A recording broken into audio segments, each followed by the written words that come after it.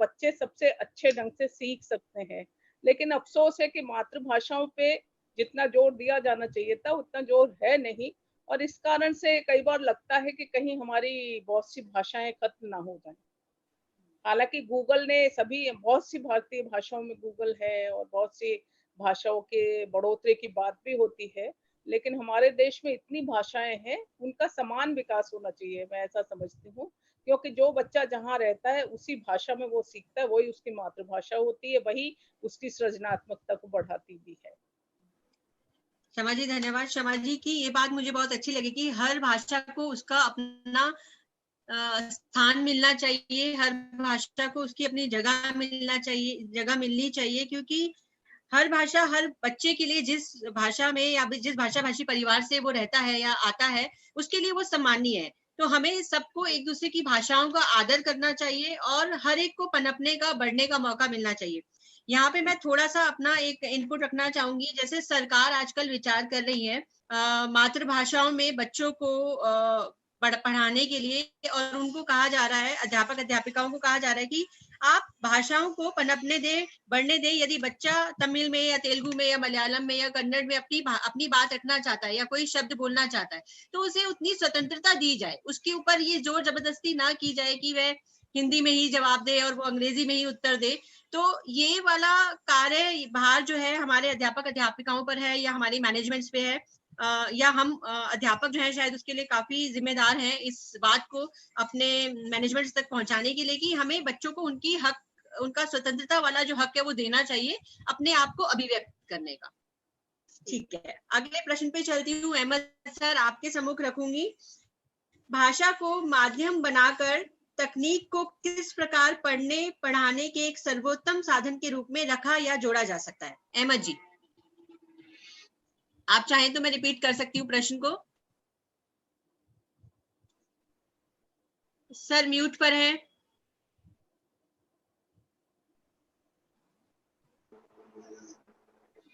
Sir आपको मैंने unmute कर दिया। मैं दोबारा प्रश्न रखूं? हाँ जी प्लीज। जी, भाषा को माध्यम बनाकर तकनीक को किस प्रकार पढ़ने पढ़ाने के एक सर्वोत्तम साधन के रूप में रखा या जोड़ा जा सकता है? मतीन सर, आपके विचार। हाँ बहन जी, फिर से एक बार प्रश्न रखें। अच्छा, मेरा प्रश्न था कि भाषा को माध्यम बनाकर तकनीक को किस प्रकार हम पढ़ने पढ़ाने के एक सर्वोत्तम साधन के रूप में प्रयोग कर सकते हैं या जोड़ सकते हैं? तो बिल्कुल सीधा प्रश्न है आपका, और आज के आधुनिक समाज की आवश्यकता के अनुसार ये प्रश्न है। आज जो ऑनलाइन क्लासेस चल रही हैं, कई टीचर्स के ये प्रश्न होते हैं कि ऑनलाइन हम क्लास कैसे लिया जाए। कहीं कहीं कुछ वीडियोस रिकॉर्डिंग करके भेजे जाते हैं और कुछ पीपीटीज बनाकर भेजे जाते हैं। इसमें सबसे पहले तकनीक का उपयोग हम शिक्षण में करने के लिए, भाषा शिक्षण में करने के लिए विशेष रूप से टीचिंग लर्निंग मटेरियल का अत्यधिक निर्माण कर लेना चाहिए, टीएलएम। इस टीएलएम के अंतर्गत पीपीटीज या वीडियोस या एप्स या और कुछ चित्र वगैरह यूट्यूब आदि का सहारा लेते हुए इसका विकास करना चाहिए। और इसमें जो स्टेप्स फॉलो किए जाते हैं तकनीक का उपयोग करते हुए, ऑनलाइन जो क्लास पढ़ाई जाती है, इसमें जो स्टेप्स फॉलो किए जाते हैं बिल्कुल मनोवैज्ञानिक हो और रंजक हो और सटीक हो, और जिस उद्देश्य के लिए हम लर्निंग आउटकम्स, सीखने की संप्राप्तियों को ध्यान में रखकर जब हम शिक्षण दे रहे हैं, उन संप्राप्तियों के अनुसार होना चाहिए। ये अनिवार्य है। आरटीई 2009 की सूचनाओं के अनुसार भी और एनसीईआरटी की सूचनाओं के अनुसार भी पाठ का महत्व गौण है और लर्निंग आउटकम, सीखने की संप्राप्तियों का महत्व अत्यधिक है, प्रधान है। इनके अनुसार हमारा जो शिक्षण है वो केवल मुख्य रूप से 6 स्टेप्स में होना चाहिए।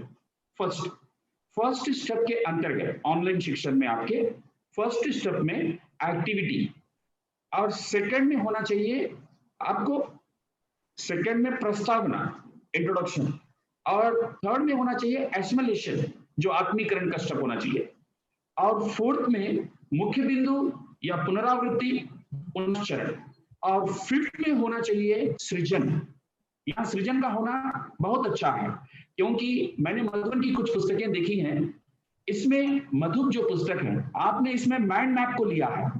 माइंड मैप जो है सृजन को विकास करने की उत्तम कड़ी है, सृजन को विकास करने वाली। तो ऐसी जो पुस्तक बहुत ही कम पाई जाती है। तो अंतिम जो है स्वमूल्यांकन से संबंधित, यदि मनोवैज्ञानिक ढंग से इन 6 स्टेप्स को अपनाकर, 6 सोपानों को अपनाकर ऑनलाइन के द्वारा हम भाषा शिक्षण करेंगे तो काफी महत्वपूर्ण रहने की संभावनाएं है। ये सूचना एनसीईआरटी की है। ये जो अभी पैटर्न मैंने जो सामने रखा है, एनसीईआरटी और प्रोफेसर यशपाल जी का एनसीएफ 2005 कहता है, उसी के अनुसार मैंने ये सुझाव दिया है। क्योंकि ये जो सुझाव बहुत से अध्यापक, बहन जी ने पहले ही कहा था कि कड़ी मेहनत करते हैं, बच्चों का भविष्य का निर्माण करते हैं, देश का निर्माण करते हैं। तो यहाँ जो एक वैज्ञानिक ढंग से जो पद्धति अपनाई जाती है, इसी पद्धति को आपके सम्मुख रखा है। यदि इसमें कुछ संदेह हो तो आगे आप पूछ सकते हैं। धन्यवाद जी। जी, सर के विचारों से मैं सहमत हूँ। सर ने इसको सीधे तौर पर शायद स्कूली शिक्षा से जोड़ा। मैं स्कूली शिक्षा को तो ले ही रही हूँ, साथ ही साथ मैं एक साधारण तौर पर भी इसे जानना चाहूंगी। जब हमारे घरों में या हमारे आसपास जो है तकनीक का ये माहौल बनता चला जा रहा है और हम देख रहे हैं कि तकनीक ही केवल है जो माध्यम बन गया आज के दौर में जब हम घर बैठे हैं, तो शमा जी आप बताएं कि कैसे हम तकनीक को ले रहे हैं और कितने इस तकनीक के कारण हम जुड़ पा रहे हैं, या शिक्षण में इसका कितना योगदान है, क्या ये उचित है, क्या ये अनुचित है, ये हमें किस ओर ले जा रहा है? आप थोड़ा सा अगर प्रकाश डालें अपने शब्दों में। वो तकनीक पर निर्भरता अच्छी बात है, उससे हम बहुत कुछ सीखते हैं, सारी दुनिया से जुड़ते हैं, लोकल ग्लोबल हो जाता है, ग्लोबल लोकल हो जाता है, वो सब अच्छी बात है। लेकिन कभी कभी मुझे लगता है जैसे घर में ही हम बैठे हैं, हमारी सारी ऑनलाइन क्लासेस हो रही हैं, लेकिन फिर भी क्या वजह है कि बच्चे बाहर भाग के जाना चाहते हैं। बच्चे चाहते हैं कि वो अपने दोस्तों से मिलें, बच्चे चाहते हैं कि वो उनके साथ खेलें, कूदें, झूला झूलें, फुटबॉल खेलें, बैडमिंटन खेलें। कितने बच्चों से मेरी बात होती है, मेरे अपने परिवार के ही बच्चे, वो सब ठीक है, क्लासेस भी हो गई हैं, वो मोबाइल पकड़े हुए हैं, वो लैपटॉप पे देख रहे हैं, टैबलेट से कर रहे हैं, तरह तरह के गेम्स भी खेल रहे हैं, लेकिन एक जिसको हम कहते हैं संपर्क, तो एक आज का सोशल डिस्टेंसिंग के दौर में वो संपर्क ही जैसे खत्म हो गया है। हम एक दूसरे से डर रहे हैं, अपने अलावा हमें हर दूसरा व्यक्ति कोरोना फैलाने वाला लग रहा है। तो वो मुझे लगता है कि तकनीक अच्छी चीज है, लेकिन इसके कुछ नुकसानात भी हैं। जैसे कि आप हर वक्त स्क्रीन अगर देखेंगे तो आपकी आंखों का क्या होगा। डॉक्टर्स कहते हैं कि भाई सोने से पहले आप जो है आधा घंटे पहले स्क्रीन देखना बंद कर दीजिए, नहीं तो नींद अच्छी नहीं आती है, आपको स्ट्रेस होता है, आप अवसाद में जा सकते हैं। तो बहुत सारी बातें मैं सोचती हूँ, तकनीक अच्छी है। बचपन में हम लोगों को एक निबंध लिखने को आता था कि विज्ञान अभिशाप है या वरदान है, तो हम सब अपने अपने तरीके से लिखते थे। लेकिन वरदान जो चीज है, जो तकनीक निश्चित तौर पर एक वरदान है, तो वो अभिशाप न बने, हमारी हेल्थ को खराब न करे, हमारी आंखों को बचाए, हमें अपनों से दूर न करे। मैं देखती हूँ कि बच्चे चिड़चिड़े हो रहे हैं, बच्चे नाराज हो रहे हैं। जिन माता पिता के लिए बच्चे कहते थे कि वो दफ्तर चले जाते हैं और उनके पास हमारे लिए टाइम नहीं है, आज वे माता पिता घर पे हैं, लेकिन बच्चों में ये भी है कि वो स्कूल नहीं जा पा रहे हैं, उनके बाहर की दुनिया से कोई संपर्क नहीं है। तो तकनीक का इस्तेमाल अच्छा है, उसके बिना हम रह नहीं सकते, ये आज के वक्त की सच्चाई है। लेकिन तकनीक कितनी और कैसे, इस पर भी सोचना चाहिए। जी, तो शमा जी के विचार से मैं भी कुछ हद तक सहमत हूँ। एज ए अभिभावक बोलिए या एज ए पेरेंट बोलिए या एज ए अध्यापक बोलिए, क्योंकि मैं पढ़ा चुकी हूँ काफी समय। तो जब मैं इस बात पे विचार करती हूँ कि तकनीक अच्छी है, लेकिन तकनीक का हमारे पर हावी हो जाना शायद अच्छा नहीं है। तकनीक होनी चाहिए, लेकिन उसका प्रयोग उतना ही होना चाहिए जितनी आवश्यकता है। लेकिन जब हम उसका अति कर देते हैं तो शायद वो बच्चों पे कहीं ना कहीं कुप्रभाव डालना शुरू कर देती है। इसका एक साक्षात उदाहरण ये है कि जब हम जब बाहर निकल रहे थे घर से और अपने अपने कामों में थे, तब हम अपने बच्चों को एक निश्चित समय दे रहे थे कि आप इतने समय पर टीवी देखिए, इतने समय पे कंप्यूटर कीजिए, इतने समय पे खेल खेलिए। लेकिन आज हम ही कह रहे हैं कि नहीं बाहर नहीं जा सकते, आप घर में बैठिए और आप क्लासेस लीजिए और आप टैब पे रहिए। तो ये हमारी मजबूरी बन गया। तो हाल फिलहाल ये मजबूरी जरूर है, लेकिन मुझे लगता है कि हमें ये हमारा और आपका सबका मिलकर एक कर्तव्य है बच्चों के प्रति, हमारे आने वाले भविष्य के लिए, कि हमें उन बच्चों को ये बताना है कि क्या सही है क्या गलत है, कितना किसका उपयोग या प्रयोग करना चाहिए। ये तो मेरे अपने विचार थे जो मैं रोज अनुभव करती हूँ घर में रहते हुए अपने बच्चों के साथ, इसलिए मैंने इसको रखा सामने। इसी प्रश्न को अगर मैं थोड़ा और आगे ले जाना चाहूँ हमारे पंकज जी के पास। पंकज जी रोज बहुत सारी बच्चों के लिए किताबों के ऊपर काम करते हैं और बहुत सारी किताबों के साथ साथ वो बाल मंच का भी शायद कहीं कहीं पर आयोजन करते हैं। तो पंकज जी आपका क्या अनुभव रहेगा या क्या विचार अपने बताना चाहेंगे, समक्ष रखना चाहेंगे हमारे लोगों के सामने? पंकज जी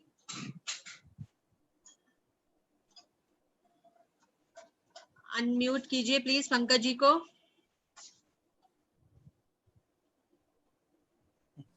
जी। हाँ, अभी जब हमारी बातचीत चल रही थी तब स्वदेश पाठक जी ने एक सवाल किया है कि मानक भाषा पर प्रकाश डालिए।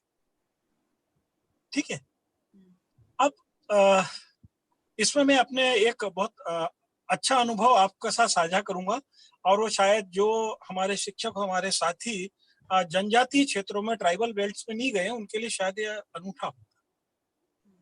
असल में क्या होता है कि आदिवासियों और हमारे बीच में जो है एक बेसिक अंतर है। पहला चीज तो ये है कि आदिवासी कम में काम चलाता है और दूसरा वो संचय नहीं करता है। यही दोनों गुण उसकी भाषा में भी होते हैं। जैसे कि मुझे नारायणपुर जाना है तो मैं कंडक्टर को बोलूंगा नारायणपुर, लेकिन ट्राइबल जो होगा वो नारायणपुर बोल के काम चला लेगा। यही चीज बच्चा जो जनजाति परिवार का बच्चा होता है वो अपने कुल परिवार से कुछ सीखता है स्कूल जाने से पहले। वो अपनी बोली का, अपनी भाषा का, अपने संस्कार का ज्ञान होता है जो वो घर में सीखा होता है स्कूल जाने से पहले। उसमें उसके माँ बाप की जो भावनाएं होती हैं उनका आस्वाद होता है। अब उनके जो पेरेंट्स हैं वो भले ही कभी स्कूल ना गए हों, ये जो बच्चा स्कूल जा रहा है ये शायद पहली पीढ़ी होगा जो विद्यालय जा रहा है, लेकिन इसका मतलब ये बिल्कुल नहीं है कि उसके जो माँ बाप हैं वो परिवेश से, ज्ञान से, विज्ञान से, संस्कृति से, लोक व्यवहार से अनभिज्ञ है। केवल एक अभिव्यक्ति की भाषा और संप्रेषण की भाषा का दूसरे माध्यम का फर्क है। अब होता यह है कि जब बच्चा स्कूल में आ रहा है तो अपने परिवार के साथ में जो उसके शब्द थे उनका जो बेहिंतहा संसार है उसका अंबार लेकर आता है। लेकिन जब जैसे ही वो स्कूल में आता है वो मानक भाषा में आने लगता है तो उसको लगने लगता है कि मैंने अपने परिवार में जो भाषा, जो चीज सीखी वो यहाँ पे बेमानी है। अब वो दो नावों की सवारी करने लगता है। मेरा अपना निजी राय है कि प्राथमिक शिक्षा हर संभव मातृभाषा में होना चाहिए। जब बच्चा खुद अभिव्यक्त करना और भाषा के संप्रेषण को सीख लेता है तो सहजता से खड़ी बोली या जो स्थानीय भाषा तमिल, तेलुगु, तमिल या उसके बाद में अंग्रेजी सरी की भाषाओं को सीखने लगता है। ये जो पूरा कौशल है भाषा को सीखने का, इसमें मानक भाषा से पहले ही मातृभाषा आना चाहिए। स्वदेश जी के लिए मेरा ये संदेश है। और सुनीता भटनागर जी ने बोला कि उच्च शिक्षा को भाषा से कैसे जोड़ा जाए। उच्च शिक्षा को भाषा से जोड़ने के लिए सबसे बड़ी चीज है कि हमको ये बच्चे को बताना पड़ेगा कि जो आप ये भाषा सीख रहे हैं ये वास्तव में 50 नंबर का पेपर पास करने के लिए नहीं है। आप विज्ञान में बहुत अव्वल हैं, गणित आपकी बहुत शानदार है, आप भूगोल में बहुत महत्वपूर्ण तरीके से पढ़ रहे हैं, लेकिन यदि आपके पास में बेहतर भाषा नहीं है तो आप इम्तिहान के पर्चे में या भविष्य में किसी नौकरी के इंटरव्यू में अपने आप को अभिव्यक्त नहीं कर पाएंगे। आपने जो ज्ञान लिया है उसको अभिव्यक्त करने के लिए आपके पास बेहतरीन भाषा का होना जरूरी है। और बेहतरीन भाषा के लिए सबसे ज्यादा जरूरी है कि आप उस भाषा की विभिन्न विधाओं को पढ़ें, साक्षात्कार को भी पढ़ें, कविता को भी पढ़ें, कहानी को भी पढ़ें, निबंध को पढ़ें, क्योंकि इससे क्या होती है कि भाषा समृद्ध होती है। किसी ने मानक भाषा के लिए भी सवाल किया है। मानक भाषा वास्तव में क्या है? देखिए, कोई भी भाषा जो है वो बहता पानी निर्मला है। जिस हिंदी को हम मानक भाषा कह रहे हैं वो तो अभी 13वीं-14वीं शताब्दी में अमीर खुसरो के बाद से आई हुई है। हिंदी के लिए मूल रूप से यह विभिन्न लोक भाषाओं का, लोक बोलियों का गुलदस्ता है। और बहता पानी निर्मला का मतलब ये हुआ कि मैं फिर से आदिवासियों पे आ रहा हूँ। आदिवासी बहुत कम शब्द में व्यवहार करते हैं, लेकिन जैसे जैसे एक किताब का अनुवाद चल रहा था और उसमें बात आ रही थी कि खरगोश दौड़ की तैयारी के लिए वर्जिश करता है। अब जनजातीय समुदाय में वर्जिश शरीर का शब्द नहीं होता, एक्सरसाइज या तंदुरुस्ती बढ़ाने का, वो उनके लिए शाश्वत है। तत्काल आदिवासी उस शब्द को अपने बगल की बोली से, जैसे भतरी का है तो हलवी से, हलवी का है तो गोंडी से, वहां से शब्द उधार लेता है, इस्तेमाल करता है और आगे बढ़ जाता है। इसी तरीके से हिंदी भाषा के साथ भी है। हिंदी भाषा में दूसरी भाषाओं के, बोलियों के, अंतरराष्ट्रीय भाषाओं के शब्द आते हैं, जाते हैं, अप्रासंगिक होते हैं, बाहर हो जाते हैं। तो हमें मानक भाषा या एक विषय से बेहतर इसको एक अभिव्यक्ति का माध्यम, आप जो भी ज्ञान सीख रहे हैं, किसी भी विषय का ज्ञान सीख रहे हैं, उसको बेहतर तरीके अभिव्यक्त करने के माध्यम के रूप से लेना चाहिए। मैं ऐसे बहुत सारे यंग बच्चों को जानता हूं जो अपने एकेडमी में आउटस्टैंडिंग थे, लेकिन जब वो यूपीएससी के इंटरव्यू में गए तो फेल हो गए और उन्होंने बाहर आके बोला कि वहां तो रिश्वत चलती है। और हकीकत ये थी कि उनके पास जो ज्ञान था, उनके पास जो सूचनाएं थी, उनके उसको सहजता से, आत्मविश्वास से अभिव्यक्त करने की क्षमता उनके पास नहीं थी। योगिता जी। जी पंकज जी, आपने कुछ प्रश्न शायद अपने आप ही कुछ बीच में लिए जो आपको लग रहा होगा कि पिछले हमारे प्रश्न से संबंधित थे, उनको आपने ले लिया।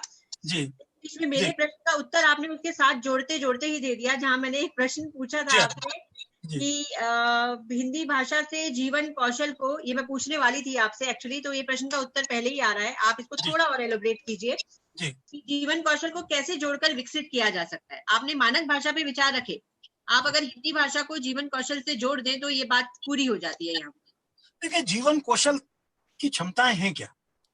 असल में यदि अपन देखें तो व्यक्ति के जो रोजमर्रा जिंदगी की चुनौतियां हैं और मांगे हैं, उसको पूरा करने में जो मदद करे वही जीवन कौशल है। बिल्कुल सही सर। यानी बेहतर जीवन के लिए प्रत्येक व्यक्ति को जिन कौशलताओं का इस्तेमाल करना होता है वही जीवन कौशल है। अब आप देखिए कि किसी मसले पर, या हम बहुत सारे लोग अभी बैठकर, ये अक्सर होता है कि किसी बात पर बहस कर रहे हैं, 1 घंटा हमने बहस की और अंत में देखा कि हम किसी निर्णय जैसे मसले पर नहीं पहुंचे। देखिए, बहुत स्पष्ट है कि समस्या कोई भी हो और उसका सुलझाना और उसको एक मुकाम पर पहुंचाना बहुत जरूरी है।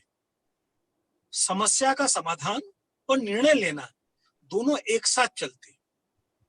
ये जो विश्लेषणात्मक सोच है हमारे दैनिक जीवन में जो निर्णय लेने में मदद करे, वो असल में जीवन कौशल है। और जीवन की अधिकांश समस्याएं हम अपने परिवार में देखें, शिक्षण के दौरान शिक्षक और छात्र के बीच में देखें, शिक्षक और प्रधानाचार्य के बीच में देखें, स्कूल और पेरेंट्स के बीच में देखें, तो ये सभी जो दायरे हैं, जब कभी भी कॉन्फ्लिक्ट या कोई समस्या खड़ी हो रही है, उसके 80% हल केवल अभिव्यक्ति के तरीके और माध्यम में है। यदि एक पेरेंट आया और उसने अपने बच्चे की कॉपी को लेकर टीचर से बोला कि इसमें ये नंबर कम क्यों दिया गया, यदि शिक्षक ने उसको बेहतर तरीके से समझा दिया तो संतुष्ट होकर चला जाएगा, और यदि उसको रूडली बिहेव किया तो मसला बढ़ता हुआ हेडमिस्ट्रेस मास्टर तक जाएगा, उसके बाद में वो और 4 शिक्षकों तक जाएगा। तो ये जो कौशल है, यह भाषा ही देती है कि हम एक चीज को, एक कॉन्फ्लिक्ट को, एक समस्या को, जीवन के किसी भी दिक्कत को एक असल मुकाम पर, जिसके अंदर सहमति भी है, दोनों पक्षों का समान रूप से नीचे आना और एक लेवल पर आकर सहमत हो जाना है, ये सब तभी आप बेहतर कर सकते हैं जब आप अपनी भाषा को, अपने विचारों को, अपने ज्ञान को सहज तरीके से, सही तरीके से अभिव्यक्त कर पाते हैं। योगिता जी। यस पंकज योगिता जी मैम, यहाँ पर कुछ एक क्वेश्चन है हमारे पास जो मैं लेना चाहूंगी। जी। हमारे पास ईमेल द्वारा कुछ एक प्रश्न आए हैं, जो एक यहाँ पे मुझे सही उपयुक्त लगता है, सुनीता तिवारी जी का है। वो पूछती हैं, क्या कोई देश जीवन कौशल के विकास के माध्यम से विश्व नेतृत्व करने में सक्षम हो सकता है? यदि हाँ, तो इसमें भाषा का क्या योगदान होगा? बात करूं इस पे? जी जी सर। देखिए, जैसे मैंने बातचीत के शुरुआत में कहा था कि भाषा जो है एक देश का, एक व्यक्ति का, एक समाज का, एक समुच्चय का दिल, दिमाग और जुबान तीनों है। हम क्यों अपने यहाँ की बहुत सारी भाषाओं को संरक्षित करने के लिए प्रयास करते हैं, या यूनेस्को क्यों चिंतित है कि वर्ल्ड की जो भाषाएं जो लुप्त हो रही हैं उनको बचाया जाए। कोई भी देश केवल अर्थ से या तकनीकी से मजबूत नहीं होता है। एक देश की संपन्नता, समृद्धता, संप्रभुता उसकी भाषा, संस्कृति, लोक व्यवहार, आचरण, साहित्य पर भी निर्भर करती है। रूस जब सशक्त था तो रूस की सबसे बड़ी ताकत उसका साहित्य था, जो विश्व के 70 से अधिक भाषाओं में छोटी छोटी जगह जाता था। भारत 1857 में भारत की जो साक्षरता दर थी बामुश्किल 1% थी, लेकिन भारत के प्राच्य ज्ञान, वेद, पुराण और उनका जो सम्मान था वो बहुत ही उच्च स्तर पर था। तो किसी देश के ताकतवर होने के लिए जरूरी नहीं है कि आपके पास हवाई जहाज कितने और आपके पास मिसाइल कितनी और आपके पास अणु बम कितने हैं। हवाई जहाज, अणु बम, मिसाइल, बंदूक, ये सब किसी को नष्ट तो कर सकते हैं लेकिन किसी को सुरक्षित नहीं कर सकते हैं। संरक्षित करने के लिए आपको डॉक्टर चाहिए, आपको लेखक चाहिए, आपको इंजीनियर चाहिए, आपको अन्य विधाओं के लोग चाहिए, और ये सभी विधाओं के लोग जो हैं तभी ताकतवर होंगे जब उनके पास में उनकी मातृभाषा में उन विषयों के विशेषज्ञ हों। यदि आज हम तमिल में, तेलुगु में, असमिया में या गारो में, मिसिंग में, खासी में इंजीनियरिंग की पढ़ाई कर सकें, डॉक्टर्स की पढ़ाई कर सकें, तो आप जानिए कि हमारा देश आज यहाँ ताकतवर है उससे भी ज्यादा ताकतवर हो सकेगा। और इस ताकत में भाषाएं और भाषाओं की समृद्धता और भाषाओं में उपलब्ध ज्ञान सबसे महत्वपूर्ण भूमिका निभाता है। पंकज जी, मेरे को बड़ा आनंद आ रहा है आपकी इस बात को सुनकर कि हम जब मतलब मैं बोले बिना रह नहीं पा रही, हिमानी को बीच में स्टॉप करती हूँ। ये सारी भाषाएं हमारे पास हैं और हम कुछ ही भाषाओं का खाली प्रयोग कर रहे हैं। अगर इन्हीं सभी भाषाओं को हमें धरातल मिल जाए, और मुझे जैसा लगता है कि सरकार इस ओर सोच भी रही है कुछ एक भाषाओं को आगे लाने की, लेकिन अगर ये प्रांतीय भाषाएं और जो आदिवासी क्षेत्रों की भाषाएं अगर उनको भी एक स्थान मिले तो शायद एक नया ही समा तैयार होगा, एक नया ही परिदृश्य देखने को मिलेगा जब हम बहुत सी भाषाओं के साथ आगे काम करने में समर्थ हो पाएंगे। योगिता जी, कभी ये प्रांतीय भाषाएं मत बोलिए। ये हमारी सभी राष्ट्रीय भाषाएं हैं। हमारी कोई भी ऑफिशियल लैंग्वेज तो हिंदी है, लेकिन असमिया भी हमारी राष्ट्रीय भाषा है। जो 24 अनुसूचित भाषाएं है ना, सभी हमारी नेशनल लैंग्वेजेस है, कोई भी प्रांतीय नहीं है जी। और एक और चीज से मैं बहुत मुझे अच्छा लगा सुन के सर से कि वो सर ने जो निर्णायक वाला बिंदु बोला कि भाषा कौशलों में हमें निर्णय करने की जो क्षमता है उसको विकसित करना। मुझे लगता है हम बच्चों को 4 कौशल तो सब बता पाते हैं, लेकिन ये 5वें बिंदु से बच्चे अनभिज्ञ रहते हैं। उनमें केवल और केवल एक क्षमता का जो ये विकास है ये करना बहुत आवश्यक है, उसको निर्णय करने की क्षमता। हम लोग सोचते हैं कि बच्चा बड़ा होगा तब सीख लेगा, लेकिन वो निर्णय करने की क्षमता उसमें धीरे धीरे हमें उसको बढ़ाना चाहिए, या उसमें वो क्षमता पैदा करने की ताकत बच्चे में लानी चाहिए। उसके लिए हमें सबको मिलके, मेरे ख्याल से वो अध्यापक स्तर पर ही हो सकता है, और ये उसी तरीके से संभव है कि जब हम उनके अंदर जो उनकी अपनी क्षमताएं हैं उसको भी उतना ही स्थान दे जितना हमें लगता है कि हमारे पास क्षमताएं हैं। अगर हम उनको सम्मान करते हैं तो बच्चा भी उस सम्मान को ग्रहण करके उसमें निर्णय लेने की क्षमता का भी विकास होता है। देखिए योगिता जी, यदि आपको एक बेहतर वैज्ञानिक बनाना है तो उसका सबसे बड़ा गुण होता है कि वो आत्म जागरूक हो। आत्म जागरूक का मतलब खुद जानना और समझना। अब खुद जानने और समझने की क्षमता है, भाषा के बगैर आपको नहीं आ सकती है। यदि आप एक अच्छा डॉक्टर या अच्छा लेखक या शिक्षक बनना चाहते हैं तो आप में सहानुभूति का भाव होना चाहिए, और सहानुभूति का मतलब है दूसरे व्यक्ति की अनुभूतियों को समझना और परेशानियों को समझना, ये दोनों चीजें जो हैं, जब तक आप भाषा को संपन्नता से नहीं समझेंगे, ना तो आप खुद अभिव्यक्त कर सकते हैं, ना समझ सकते हैं। जी, मैं बिल्कुल पूरी सहमत हूँ, और मैं ये संदेश पंकज जी और हमारे जितने भी गोष्ठी के जितने भी विचारक आए हुए हैं उनके थ्रू आप सभी अध्यापिकाओं तक जरूर देना चाहूंगी कि आप सभी बच्चों में निर्णय वाली जो क्षमता है उसको विकसित करने का प्रयास करें, क्योंकि केवल और केवल वही कमी रह जाती है। बच्चों में बहुत गुण है, बहुत कुछ है उनके पास, शायद हमारे पास भी नहीं है, बट हम केवल एक ही कमी छोड़ जाते हैं, जब उनमें निर्णय की क्षमता का विकास नहीं कर पाते। समय की सीमा का ध्यान रखते हुए अगला प्रश्न लेना चाहूंगी। हाँ, कहानियों पर मैं अगला प्रश्न एक बारी क्षमा जी के लिए आया हुआ है, मैं उसको लेना चाहूंगी। क्षमा मैम, अगला प्रश्न आपके लिए जो ईमेल पे हमारे पास आया है, जीवन कौशल क्या है और इसके विकास में भाषा किस प्रकार सहायक है। और मैम इसी के साथ मिलता जुलता एक और प्रश्न आया, वो भी मैं साथ ही ले लूंगी। जीवन कौशल के विकास में भाषा और तकनीक के योगदान में एक शिक्षक की भूमिका पर प्रकाश डालें। बहुत बढ़िया। इसमें पुराना वो याद करें, गुरु गोविंद दो करे, बिल्कुल अकेला बलिहारी गुरु आपने गोविंदियो बताए। एक तो बात है, गुरु के बिना कोई भी शिक्षा अधूरी रह सकती है, लेकिन इसमें मैं ये समझती हूँ कि और तकनीक का मतलब सिर्फ कंप्यूटर नहीं है। पता नहीं आजकल कुछ ऐसा भी हो गया कि टेक्नोलॉजी मीन्स ये सारा मतलब सैटेलाइट्स और ये कंप्यूटर, मोबाइल, टैबलेट और स्पेसशिप। तकनीक तो वो भी है ना कि कुम्हार चाक पे घड़ा बना रहा है, बहुत वो बढ़िया। भी एक तकनीक है, वो भी एक खूबसूरती है, वो भी एक विशेषज्ञता है, और वो भी उसे किसी गुरु ने ही सिखाया होगा। बेशक वो उस तरह की भाषा न जानते हो जो हम और आप जानते हैं, जो किताबी भाषा भी हो सकती है, जो जीवन के अनुभव की भाषा है उस तरह।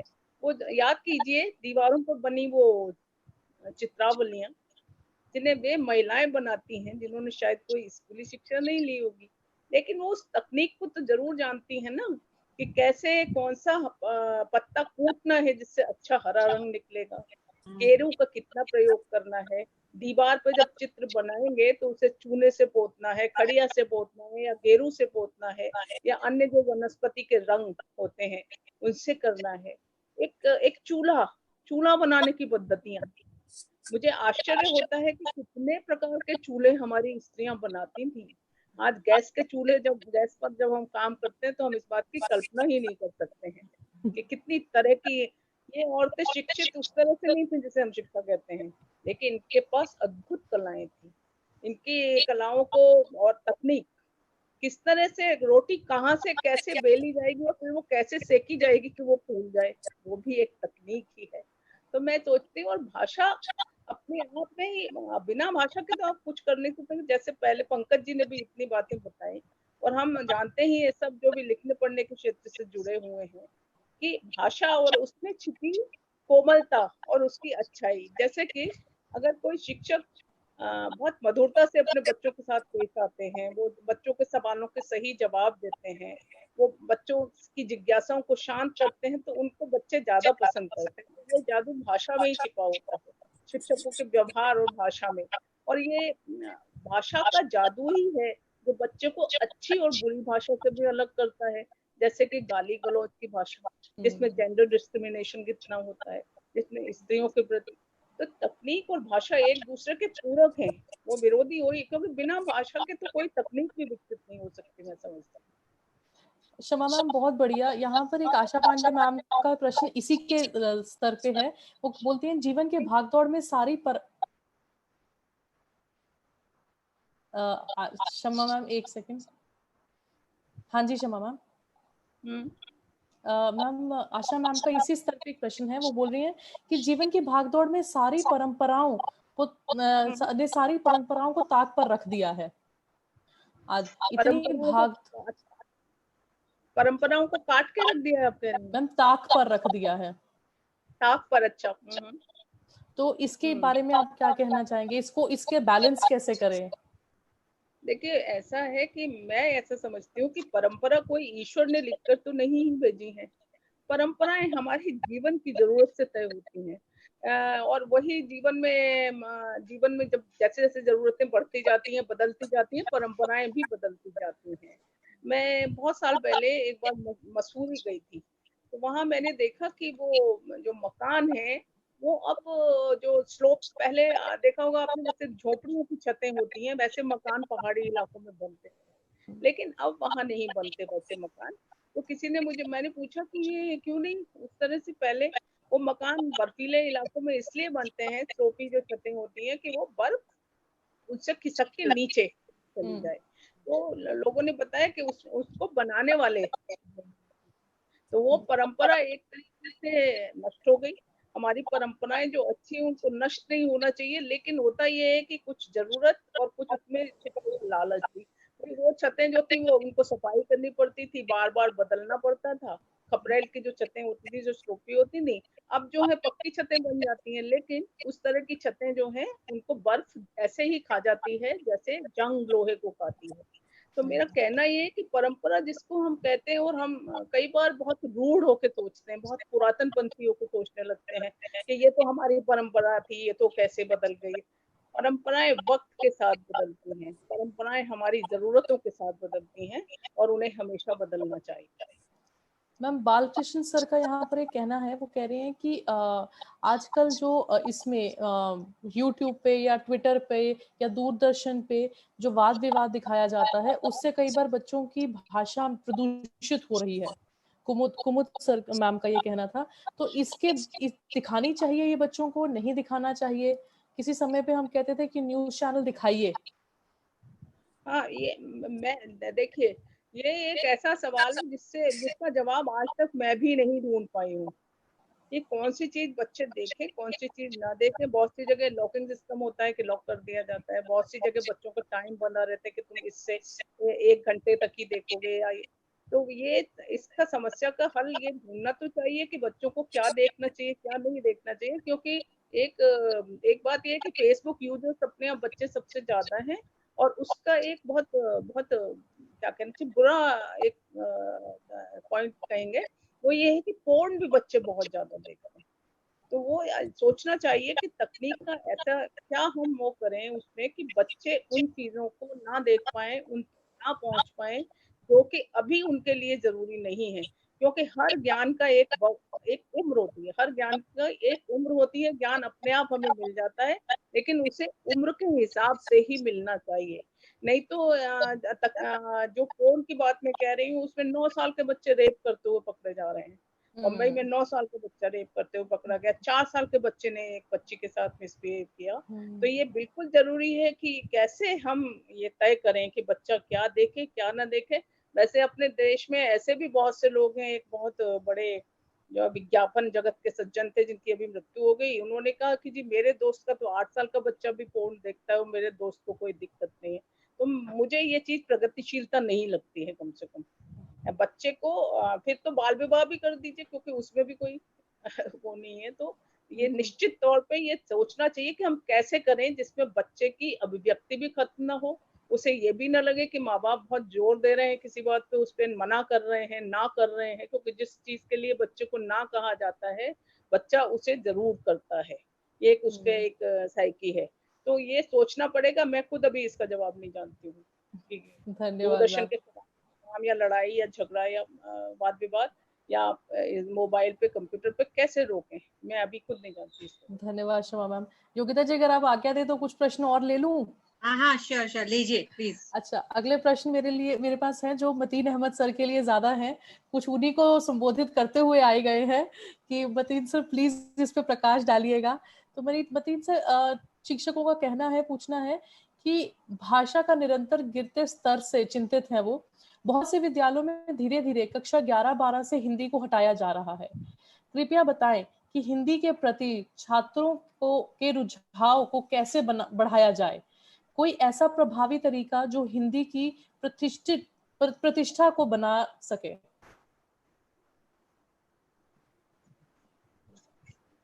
अनम्यूट कर दीजिए प्लीज। कर दिया। हाँ जी मतीन सर। हाँ जी, सुनाई दे रही है आवाज? हाँ जी मतीन सर। हाँ भाई जी, बहुत अच्छे प्रश्न आ रहे हैं अपने सब विषय विशेषज्ञों की ओर से और अध्यापकों की ओर से भी। काफी अच्छा लग रहा है। तो जो प्रश्न आपने पूछा है, हिंदी का महत्व बढ़ाने के लिए हमें क्या करना चाहिए, वास्तव में अगर हम सबसे पहले आज की जो चर्चा चल रही है, एक जीवन कौशल और एक भाषा और एक तकनीक की आवश्यकता, ये तीनों बातों को जो लेकर आधुनिक आवश्यकता को लेकर आपने बात सामने रखी है। तो सबसे पहले एक बात मैं आपके सामने रखना चाहता हूं, जो भाषा भाषा भाषा हम कह रहे हैं, वास्तव में ये भाषा है क्या? भाषा है क्या? अगर हम प्रश्न करेंगे तो मैं कहूंगा इसका एक ही एक उत्तर, भावना, मनोभावना। यदि मनोभावना को हम कभी मौखिक रूप देते हैं या कभी लिखित रूप देते हैं या कभी चित्र का रूप देते हैं, तो मनोभावना को व्यक्त करने के लिए भाषा का प्रयोग हुआ। अब जो हिंदी का महत्व बढ़ाने के लिए हमें क्या करना चाहिए? वास्तव में हिंदी का महत्व दिन प्रतिदिन बढ़ता ही जा रहा है। आज हिंदी वैश्विक भाषा बन चुकी है और यूएनओ में हिंदी की अनिवार्यता हो चुकी है। जो भी प्रधानमंत्री यहाँ से वहां उपस्थित होंगे, हिंदी में वहां पे अपनी चर्चा कर रहे हैं हिंदी भाषा का उपयोग करते हुए।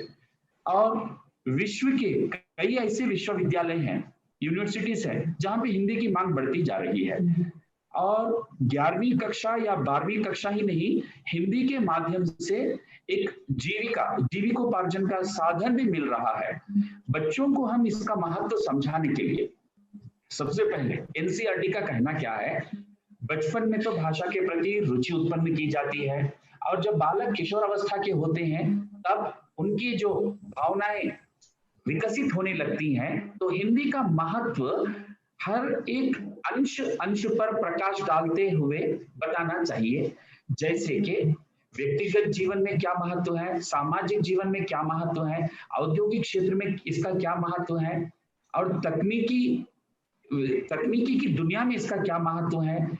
और इसी प्रकार हम विज्ञापन देख रहे हैं, विज्ञापन जगत में इसका क्या महत्व है, और सिनेमा, हिंदी के जो सिनेमा निकलते हैं इनमें क्या महत्व है, और पत्रिकाएं, समाचार पत्रों में हिंदी का कितना महत्व है। हर क्षेत्र में हम इसे प्रतिबिंबित करना चाहिए, तब बालक किसी न किसी एक क्षेत्र से प्रभावित होता है। यदि बढ़िया मतीन सर, हाँ, किसी न किसी क्षेत्र से प्रभावित होता है और हिंदी का महत्व बढ़ता है।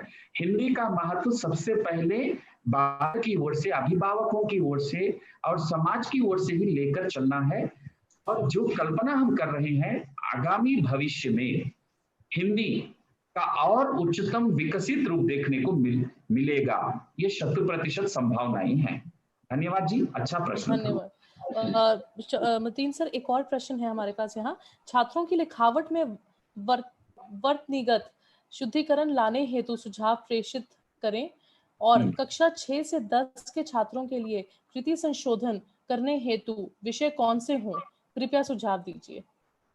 वर्तनी संशोधन के लिए हाँ जी, सबसे पहले अध्यापक को मानक वर्तनी से सुपरिचित होना है, क्योंकि वर्तनी में काफी परिवर्तन इस बीच आए हुए हैं। केंद्रीय हिंदी निदेशालय नई दिल्ली की ओर से मानक वर्तनी की एक पुस्तक रिलीज हो चुकी है। जैसे बुद्धि, चिन्ह, कई ऐसे जो शब्द हैं लिखने में परिवर्तन या विकसित रूप सामने आ चुके हैं। और मानक वर्तनी के रूप में सबसे पहले बच्चों को अगर हम समझाना चाहते हैं मानक वर्तनी, तो विशेषकर बालक अल्पप्राण, महाप्राण, अनुस्वर, अनुनासिक और चंद्रबिंदु जो हम कहते हैं इनके प्रयोग में, और नुक्ता, तलबिंदु के प्रयोग में वर्तनी दोष पाए जाते हैं। लेकिन अध्यापकों से मैं बार बार यही निवेदन करता हूं, भाषा भावनाओं का अंश है। बालकों की भावनाओं को स्वच्छंद रूप से विकसित होने दीजिए, स्वच्छंद रूप से विकसित होने दीजिए। वर्तनी एक गौण अंश मात्र है, लेकिन प्रधान अंश तो बालक की भावना ही है। यदि कोई गीतकार गीत लिखता है, सिनेमा का गीत होने दीजिए या कोई बाल गीत होने दीजिए, वहां भावना का अत्यंत महत्वपूर्ण स्थान होता है, वर्तनी का गौण होता है।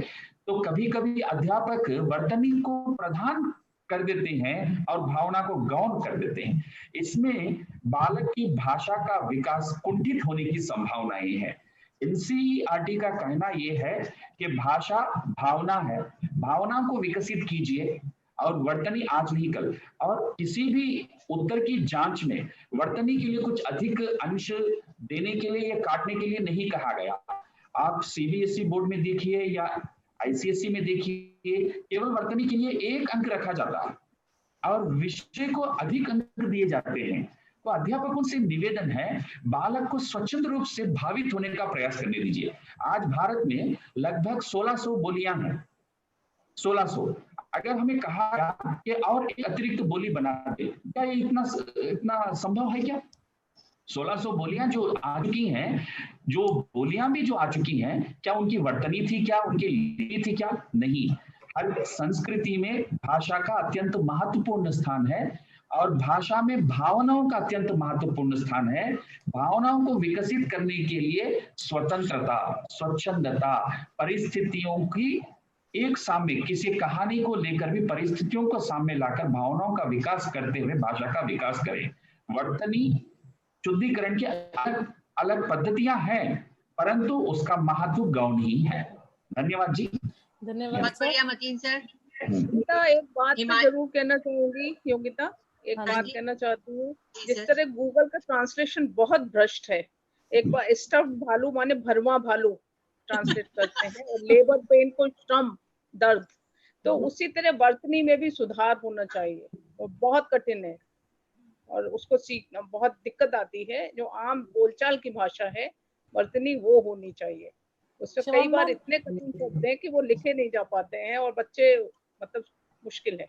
शिवा मैम, इस पे मेरा एक व्यक्तिगत प्रश्न है कि अब जैसे आज के लिए मैं तैयारी भी कर रही थी, तो आप बिल्कुल सही कह रहे हैं। जब कुछ शब्दों को जो हम आमतौर पे इंग्लिश में प्रयोग करते हैं, इसको आज हिंदी में बोलने के लिए मैंने भी गूगल किया, तो वो इतने कठिन शब्द निकले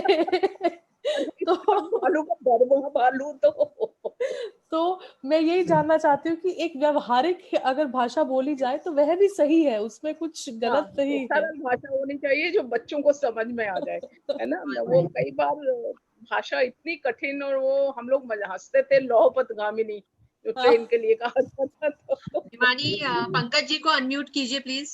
हाँ जी मैम। हाँ जी पंकज जी। मतीन सर ने हासिल महफिल कहा कि भाषा जो है भावनाओं का एक अंश है। और मैं इसमें आपको बताना चाहूंगा कि अभी तो मार्किंग के सिस्टम में कुछ बदलाव हुआ है। ये तो उससे पहले ये होता था कि मालवा में या राजस्थान के बहुत बड़े हिस्से में स को ह बोलते हैं। जैसे पहला स होगा तो शीशी को हीसी बोलते हैं, या श और स में फर्क नहीं होता। अब होता ये था कि बच्चा अपने परिवार से यही कुछ सीख के आ रहा है, और जब वो कॉपी में लिखता था उसकी गलती एक ही है कि स को ह लिख रहा है या श को स लिख रहा है, लेकिन उसका हर बार नंबर काट लिया जाता था। सही बात है। भाषा को अंक से जोड़ने से बेहतर है, जैसे बात था कि उसमें रचनात्मक सोच क्या आ रही है या उसकी भावनात्मक सोच किस तरीके से विकसित हो रही है उसकी प्रस्तुति में। बच्चों के साथ जब काम कर रहे थे तो मैंने एक चीज देखी कि हमने बोला कि आप इस बगीचे में क्या है इस पे लिखना शुरू करो। तो किसी बच्चे ने पहली गुलाब की कली खिली एक घास के ऊपर लिखा, लेकिन जैसे ही हमने उसको बोलना शुरू किया तुम घास में आ का डंडा नहीं लगाया घास हो गया, तो वो जो अभिव्यक्त कर रहा था वो रुक गया। अभिव्यक्ति के लिए सबसे पहले आवश्यक है कि आप उसकी अभिव्यक्ति की क्षमता को पूर्ण रूप से विकसित होने दें, तदुपरांत वो खुद ही सीखेगा कि उसमें किस प्रकार से उसकी भाषा को विकसित किया जाए। दूसरी चीज है कि यदि भारतीय भाषाओं को विशेष रूप से हिंदी को सशक्त करना है तो बोलियों का आवागमन बहुत अच्छी तरीके से होने दें। मानक वर्तनी एक बहुत अलग मसला है। ये जो नई मानक वर्तनी की जो किताब आई है उसकी समिति में मैं भी सदस्य हूँ, लेकिन बहुत सारी असहमतियों के साथ हूँ। एक सवाल किसी मैडम ने पूछा है, मैं उनका नाम नहीं जान पा रहा हूँ। उन्होंने बोला कि दक्षिण भारत में हिंदी सीखने में लोग हिचकिचाते हैं। तो आपको मेरा एक सवाल है, आपको इससे क्या दिक्कत है? आपने कभी दक्षिण भारत की भाषा के 5 शब्द सीखे हैं क्या? यदि हिंदी 65 करोड़ लोग बोलते हैं तो क्या हम अधिनायकवादी हो जाएंगे, हम सबसे बड़े भाई हो जाएंगे? मैं अपना अनुभव बता रहा हूँ। मैं देश में असम से लेकर और महाराष्ट्र तक बच्चों के बीच में काम करता हूँ, और हर बोली और भाषा के 8-10 शब्द कुछ लिखने के कुछ बोलने के मुझे आते हैं। नलबारी सरी की जगह में जब मैंने असमिया के 5 शब्द लिखे और 2 शब्द बोले और एक को समझा, तो 1 घंटे में वहां के बच्चे मेरे अपने हो गए थे। बहुत बढ़िया। हमें सभी भारतीय भाषाओं को हमें सीखना होगा। जिस दिन हम भारतीय भाषाओं को अपना बना के सीखने लगेंगे तो दूसरे लोग भी हिंदी को उसी तरीके से सीखेंगे। इसको मजबूरी की, व्यापार की, विज्ञापन की, फिल्मों की भाषा बनाने से बचिए भाई। जिस दिन आप इसको व्यापार की भाषा बनाने की कोशिश करेंगे तो इसकी रचनात्मकता और भावनात्मकता शून्य हो जाएगी, ये धंधे की भाषा हो जाएगी। जबकि हिंदी जो है वास्तव में अभिव्यक्ति की भाषा है। आप यदि किसी बांग्ला या असमी आदमी से, उड़िया आदमी से बात करो तो वो बोलेगा, हिंदी में यदि आप बोलते हैं तो लगता है ऐसे कविता कही जा रही है, क्योंकि हिंदी के पास में बहुत सारे शब्दों का समुच्चय है। एक सीमा कपूर जी शुद्ध भाषा पे भी बात कर रही हैं कि शुद्ध भाषा क्या हो। शुद्ध भाषा वही हो जिसके अंदर हम अपने ज्ञान को, अपने दिमाग को सही तरीके से अभिव्यक्त कर पाए। हाँ, यह बात सही है कि SMS और व्हाट्सएप की भाषा ने बहुत सारे शब्दों को हिंदी और अंग्रेजी में डालना शुरू कर दिया है, और इसी का कारण है कि आधी छोड़ पूरी को जावे, आधी मिले ना पूरी पावे। 12वीं तक पढ़ने वाला बच्चा जो पूरे तरह अंग्रेजी मीडियम में पढ़ता है, उसकी आप कॉपी देख लीजिए, जो नाउन शब्दों को जो है उनको वो कैपिटल से नहीं शुरू करता है। ना तो उसको अंग्रेजी अच्छी आती है ना हिंदी आती है, क्योंकि उसके जो मीडियम ऑफ एजुकेशन है या शिक्षा का माध्यम है वो अंग्रेजी हो गई है। लेकिन अपने परिवार में, अपने घर में, अपने दोस्तों के बीच में वो पंजाबी बोलता है, तमिल बोलता है, तेलुगु बोलता है, हिंदी बोलता है। जब तक हम अपनी मूल भाषाओं को मजबूत नहीं करेंगे तब तक हमारी जो ज्ञान की भाषा है वो भी सशक्त नहीं होगी।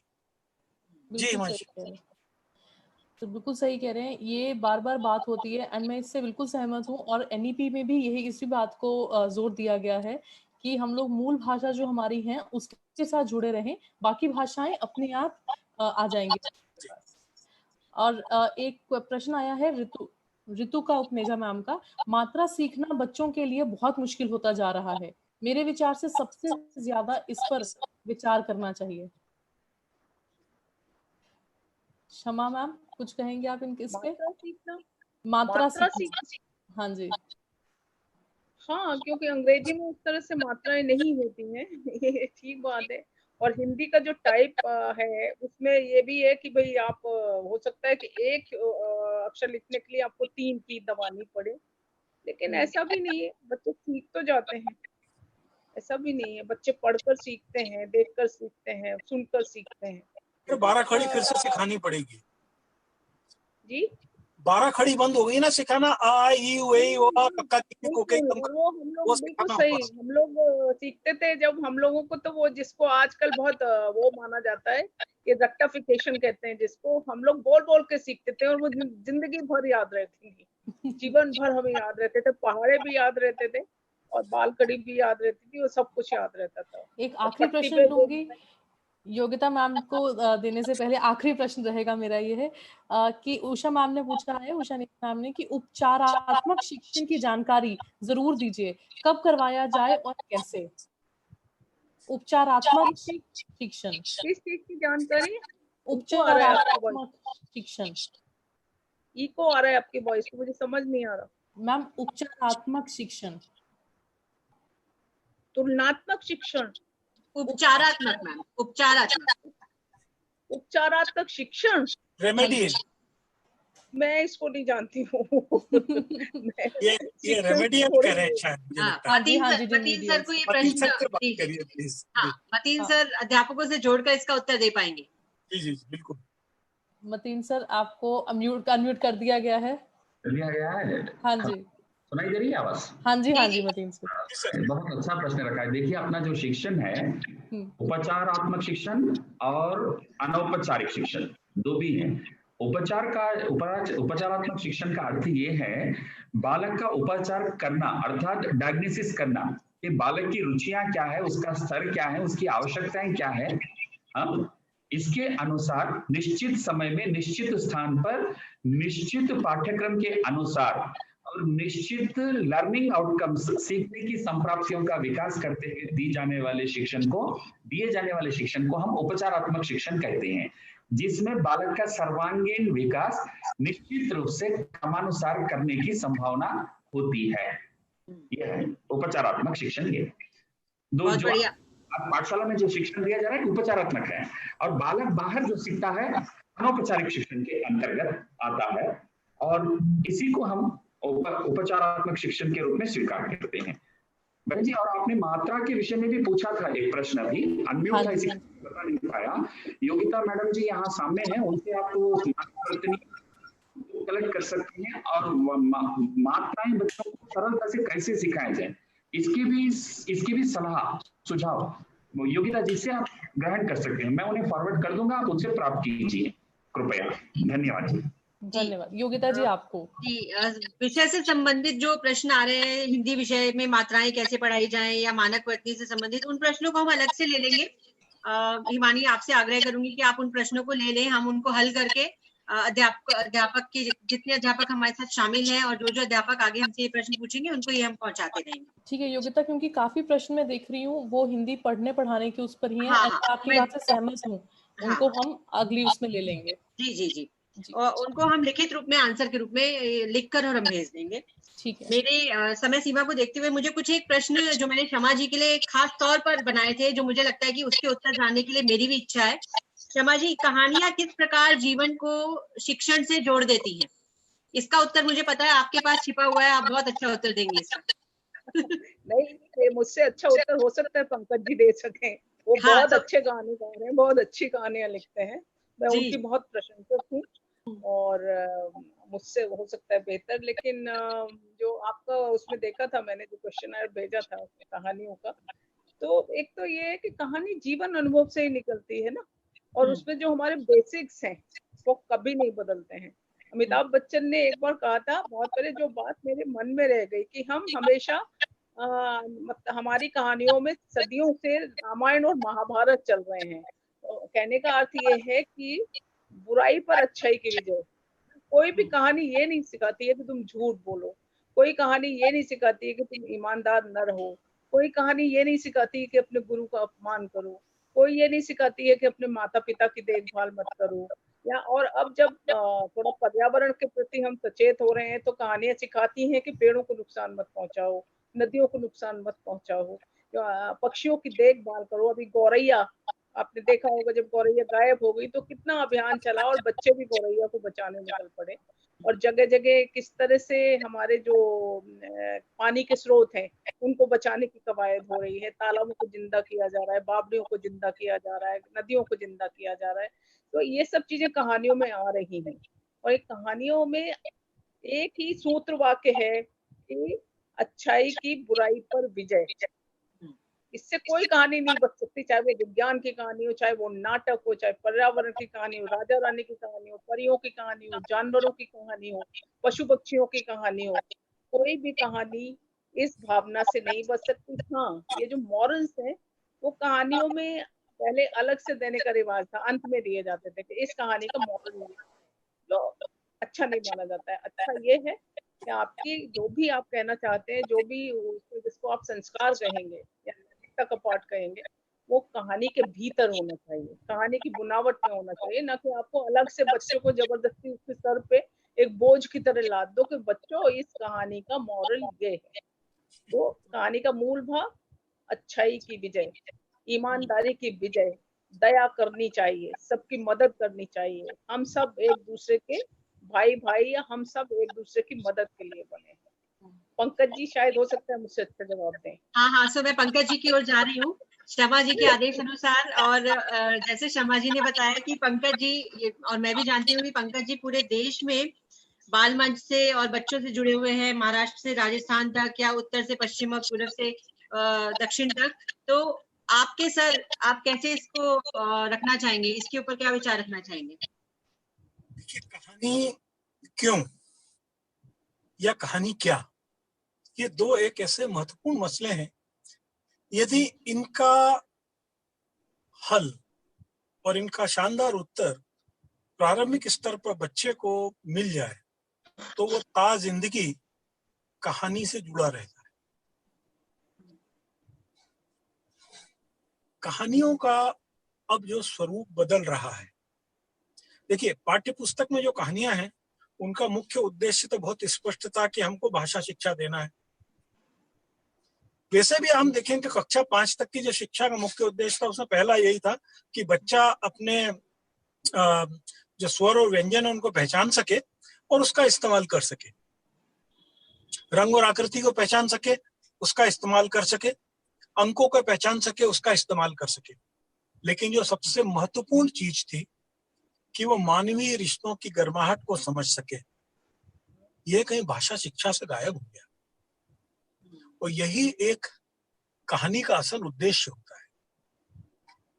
सकारात्मकता एक महत्वपूर्ण मसला है, लेकिन हम भारत सरी के देश में देखें तो एक कहानी का उद्देश्य बहुत जरूरी है कि वो कम से कम भावनाओं पे नियंत्रण रखना सिखाए। यदि हम भारत के अपराध के आंकड़ों का जो महकमा है उसका यदि विश्लेषण करें तो जानकर दुख होगा कि हिंदुस्तान में होने वाले अधिकांश बड़े अपराधों का कारण तात्कालिक होता है, जिसमें व्यक्ति अपनी भावनाओं पर नियंत्रण नहीं कर पाता है।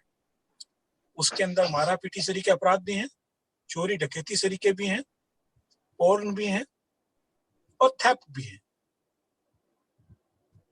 कहानियों का सन 60-70 से पहले की जो कहानियां थी उसका उद्देश्य बहुत होता कि हम एक नैतिक शिक्षा दे सकें।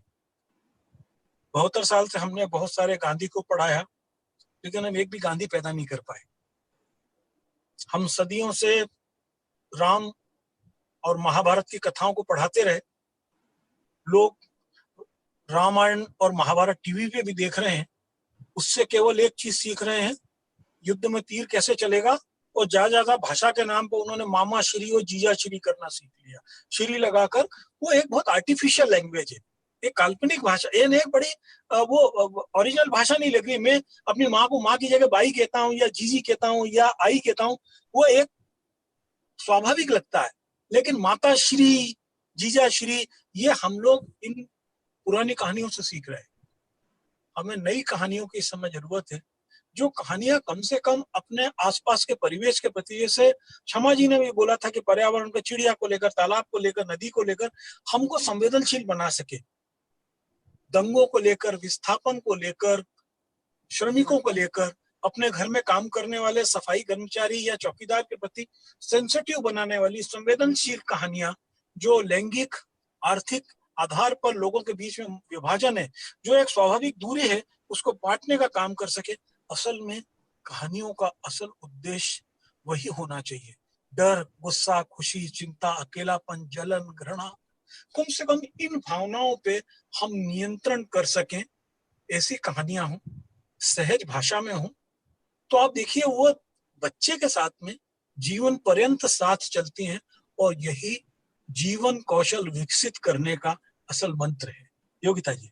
बहुत बढ़िया पंकज जी, मतलब गदगद हो गया हृदय आपके उत्तर को सुन के, मजा आ गया। आज से आपने जो जोड़ दिया इसको कि हम परंपरा संस्कृति से तो बहुत कुछ लेते हैं, लेकिन आज से जो जोड़ने की आवश्यकता है, जितनी भी हमारी कार्यशालाएं होती हैं, जहाँ पर मतीन सर कार्यशालाओं में रहते हैं हमारे साथ, और अगर कहीं मुझे बोलने का मौका मिलता है तो मैं जरूर ये बोलती हूँ कि व्यवहार से जोड़ने की आवश्यकता है। हम केवल वही छोड़ देते हैं, हम भाषा भाषा भाषा और उसी के दामन को पकड़कर चलते रहते हैं कि भाषा को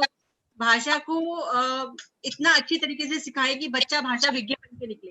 लेकिन भाषा को व्यवहार से जोड़ने की आवश्यकता है, आज से जोड़ने की आवश्यकता है, उसको संयमित करना, उसको मूल जो उसके भाव है उससे जोड़ना, ये सब जो आवश्यकताएं हैं भाषा वो पूरी कर देती है। तो मेरे को लगता है हम बच्चों को भाषा सिखाने में जो हमारा कर्तव्य है वो पूरा कर पाए। तो मतलब मेरे को लगता है हमारे जितने भी आज के विचारक हैं उनकी तरफ से भी यही संदेश निकलकर बाहर आ रहा है, अगर मैं गलत नहीं हूं तो। मतीन सर शायद कुछ कहना चाह रहे हैं। मतीन सर का एक प्रश्न भी है जो मतीन सर ने शमा मैम के लिए किया है। मतीन सर आप खुद ही पूछिए। आदरणीय क्षमा शर्मा जी ने और आदरणीय पंकज जी ने अच्छे विचार रखे हैं, लेकिन एक दो बातें मेरे मन में भी थी कहानी शिक्षण के विषय में। कहानी शिक्षण का मुख्य उद्देश्य तो एनसीईआरटी की ओर से मनोरंजन माना जाता है। सबसे मनोरंजन के साथ, मनोरंजन क्यों कहा, इसमें बालक की रुचि अधिक होती है क्योंकि जिज्ञासा होती है कहानी में। और दूसरा पॉइंट है कहानी जीवन की विभिन्न परिस्थितियों से परिचित कराती है, जीवन की विभिन्न परिस्थितियों से परिचित कराती है, ये दूसरी बात। और तीसरी क्या है, कहानी में कल्पना की भरमार अधिक होती है। बालक की जो कल्पना का जो विकास है, कल्पना शक्ति का जो विकास है कल्पना में। और चौथा, इंटरनेशनल रिपोर्ट का कहना एक है, ये यूनिसेफ और यूनेस्को का कहना ये है कि बालक कहानी अधिक पसंद करते हैं। बालक अर्थात बचपन की स्थिति को लीजिए आप, विशेषकर किशोरावस्था से नहीं, तो कहानी अधिक पसंद करते हैं क्योंकि कहानी में उनकी अनेक कल्पनाएं भावनाएं मिलती जुलती हैं। और इंटरनेशनल रिपोर्ट ये भी कहती है कि बालक सबसे अधिक ऐसी कहानियां पसंद करते हैं, जैसे आप लोगों ने देखा है कि ऐसी कहानियां जैसे टॉम एंड जेरी आप टीवी पे देखते रहते हैं, और इसके साथ साथ शेर और खरगोश की कहानी। और शेर और खरगोश की कहानी जब वो सुनते हैं, देखते हैं, तो अपने आप को वो खरगोश में महसूस करते हैं। और जो उनके प्रति जो दबाव होता है कई बड़े लोगों का, कुछ इंस्ट्रक्शंस उनको देते रहते हैं, ऐसों की पात्र वो शेर में देखते हैं। और देखकर वो अपने आप को बहुत ही एक आनंदित भावना का विकास करने में डूब जाते हैं। तो ये इंटरनेशनल रिपोर्ट कहता है। तो बालक क्या है मैडम, पहले से ही चाहे शिक्षक से हो या माता पिता से हो या बाहर के वातावरण से हो, कुछ बड़ों से कुछ डरा हुआ ही एक डर सा महसूस करने लगता है बालक, उनकी रिपोर्ट के अनुसार। और ऐसी स्थिति को बाहर कह नहीं पाता, कहानियों में विलीन होकर अपनी भावनाओं का संतुलन बनाता है और सामंजस्य स्थापित करता है। तो बालक के सामने बालगीत और कहानी और संवाद, ये ऐसे शिक्षण के अति प्रधान साधन है जो अभिनय के द्वारा यदि हम प्रस्तुत करेंगे, अभिनय के माध्यम से हम प्रस्तुत करेंगे, और आजकल कई एनिमेशंस वीडियोस भी आ चुके हैं, उनके द्वारा भी हम प्रस्तुत करेंगे, तो बालक की भाषा विकास के साथ साथ उनकी काल्पनिक जगत को भी विकसित करेगा और भविष्य में उन्हें सृजनशील बनाने की क्षमता योग्य बनाएगा। धन्यवाद जी, नमस्कार। और एक जो प्रश्न था आपका पूछ सकती हैं। धन्यवाद। योगिता जी आपकी ओर। मैं ले लूं अगला प्रश्न? हाँ जी। ओके, तो समय सीमा को देखते हुए मुझे लगता है मैं एक दो प्रश्न मुझे वाइंड अप करने पड़ेंगे और मैं उनको शायद मर्ज करके एक साथ बात कर लूंगी उनके ऊपर। तो एक प्रश्न है मेरे पास जो मैं एक्चुअली अध्यापकों की ओर से ज्यादा रखना चाहूंगी कि अध्यापक, अभिभावक और मैनेजमेंट, अगर मैं अध्यापकों की ओर से बोलती हूँ तो उनकी ओर से समय समय पर देखा या पूछा जाता है कि हिंदी भाषा है उसको स्थान मिलना चाहिए या नहीं मिल पाए, जो अभी तक नहीं मिल पाए। ऐसे में ऑनलाइन शिक्षा हिंदी भाषा भाषी और विद्यार्थियों को किस ओर ले जाएगी? आपके कुछ विचार। शमा जी, अगर आप इस पर कुछ विचार प्रकाश डालना चाहें। ऑनलाइन शिक्षा किस ओर ले जाएगी? हाँ, अध्यापक, अभिभावक और मैनेजमेंट की ओर से हमेशा से ये बात बोली जाती है कि हिंदी शिक्षण को स्थान मिलना चाहिए, लेकिन जो मिलना चाहिए था वो अभी तक नहीं मिला। तो ऑनलाइन शिक्षण जब हिंदी में हो रहा है तो क्या वो भाषा को एक नया स्थान देगी या नहीं दे पाएगी, या हम पीछे रह जाएंगे? आप क्या सोचती हैं? क्यों नहीं, मतलब हमें टेक्नोलॉजी से इतना नहीं डरना चाहिए। क्यों नहीं आगे ले जाएगी? आज आप देखिए ना कि कितनी तरह की हिंदी की चीजें ही उपलब्ध है ऑनलाइन सारी, जो एक जमाने में नहीं थी, और बच्चे पढ़ सकते हैं। बच्चे कितनी सारी चीजें मैंने देखा है, विदेशों में भी देखा है कि आपकी जो चीजें हैं, हिंदुस्तान की जो चीजें हैं, वहाँ बच्चों को नहीं आते, वो यूट्यूब पर देखते हैं और उसपे एक दो चीजें सीखने का भी उनको रहता है। और मेरे अपने अनुभव है कि हिंदी कोई ऐसा नहीं है कि ऑनलाइन अगर हिंदी हो गई तो वो नष्ट हो जाएगी या उसमें कुछ हाँ, लोग इस बात से डरते हैं कई बार, जो लोग बातें करते हैं कि जी हमारी भाषा ना शुद्ध नहीं रहेगी, मिलावट हो जाएगी। लेकिन मैं सोचती हूँ कि भाषा तो एक सतत प्रभाव है। मैं जैसे बोलती हूँ आप वैसे नहीं बोलते होंगे, कोई दूसरा वैसे नहीं बोलता, बदलती रहती है और इसे बदलना चाहिए। भाषा के विकास के लिए बदलाव बहुत जरूरी बात है। जो हिंदी भाषा आज से 200 साल पहले या 2 साल पहले कहीं होगी भाषा, जिस तरह से भी वो आज की भाषा है 50 साल पहले, वो आज नहीं है। चीजें जुड़ती जाती हैं, उनमें चीजें जो ऑक्सफोर्ड डिक्शनरी अगर चटनी और रायता ले लेती है तो हम बहुत खुश होते हैं। इसका मतलब यही है ना कि भाषा, ऑनलाइन से कोई खतरा नहीं है, डरिए मत। ऑनलाइन से शिक्षण की पद्धतियां बदल सकती हैं, क्लासरूम टीचिंग उसमें शिक्षकों की जैसी जरूरत है वो वक्त के अनुसार बदलती जाएगी, बदलाव से क्या डरना। बहुत बढ़िया। तो शमा जी, मैं यही चाहती थी कि आपकी ओर से ये संदेश जाए, क्योंकि जब हम लोग ये बात अपनी कार्यशालाओं में कहते हैं तो हम शायद एक्सपीरियंस में या कहीं तजुर्बे में शायद थोड़े छोटे पड़ जाते हैं, तो ये कहा जाता है या ये बोला जाता है कि आप तो ये बोल जरूर रही है कि व्यवहार में जिस भाषा का प्रयोग हो रहा है या हम तकनीक में जिस भाषा का प्रयोग कर रहे हैं तो वो कहीं ना कहीं हिंदी भाषा उसमें पिछड़ी हुई है, पर ऐसा नहीं है। हिंदी भाषा लगातार प्रगति कर रही है और कहीं ना कहीं उसके विकास हम सब में ही छिपा हुआ है। हम जितना ज्यादा की भाषा है, विश्व में नंबर 2 की भाषा है, तो जी कोई ऐसे नुकसान की बात नहीं है। जी जी। तो अभिभावक और मेरे ख्याल से जितने भी हमारे अध्यापक हैं और मैनेजमेंट की ओर तक आप ये उत्तर को ले जा सकती हैं शमा जी की ओर से। इसकी रिकॉर्डिंग भी चाहिए तो हम आपको पहुंचाएंगे। ओके, एक और प्रश्न जो है मैं लेना चाहूंगी, जो मैं सीधा पंकज जी से पूछूंगी समय सीमा को ध्यान में रखते हुए। मेरी तरफ से ये प्रश्न रखा गया है ग्लोबल सिटीजन को ध्यान में रखते हुए।